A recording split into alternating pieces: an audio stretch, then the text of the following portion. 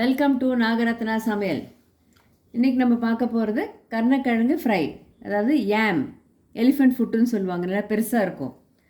அதை தோல் சீவிட்டு, நிறைய மண் இருக்கும் அது மேலே, நல்லா தோல் சீவிட்டு வாஷ் பண்ணிவிட்டு கட் பண்ணணும். நீங்கள் கட் பண்ணி இந்த மாதிரி பீஸஸாக எடுத்துக்கோங்க.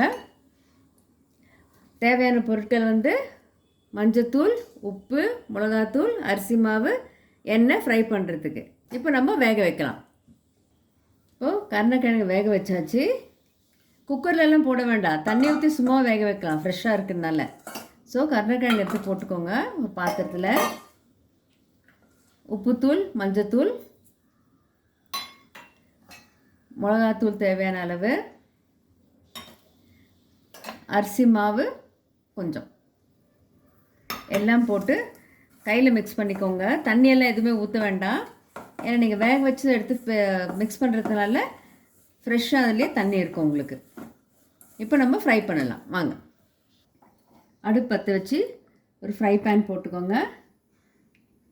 எண்ணெய் கொஞ்சம் தாராளமாக விடணும், ஏன்னா திஸ் இஸ் ஃபார் ஃப்ரை, அதை ஞாபகம் வச்சுக்கோங்க. ரொம்ப ஹெல்த் கான்ஷியஸாக இருந்து இதுக்கு எண்ணெய் விடாமல் பண்ணிங்கன்னா நல்லா இருக்காது உங்களுக்கு. இப்போ நம்ம கருணக்கிழங்கை போடலாம். ஸோ ஷாலோ ஃப்ரை தான், டீப் ஃப்ரைலாம் கிடையாது, இது ஷாலோ ஃப்ரையே தான். ஸோ எண்ணெய் தாராளமாக விட்டு எடுக்கலாம் நீங்கள் ஷாலோ ஃப்ரைக்கு.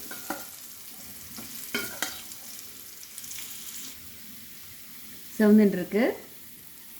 ஸோ இது ஒரு 5 to 10 minutes ஆகும், ஏன்னா நம்மளுக்கு ரோஸ்ட் ஆகணும் இல்லையா கிறிஸ்பாக, அதனால் 5 to 10 minutes ஆகும். நல்லா ரோஸ்ட் ஆகிடுச்சு. இப்போ பிளேட்டிங் பண்ணுவோம். இப்போ பிளேட்டிங் பண்ணியாச்சு. கருணக்கிழங்கு ரோஸ்ட், இது நீங்கள் சாப்பாட்டுக்கு சாப்பிடலாம், அருமையாக இருக்கும். எந்த குழம்பு சாத்துக்கோனாலும் சாப்பிட்லாம், அவ்வளோ அருமையாக இருக்கும்.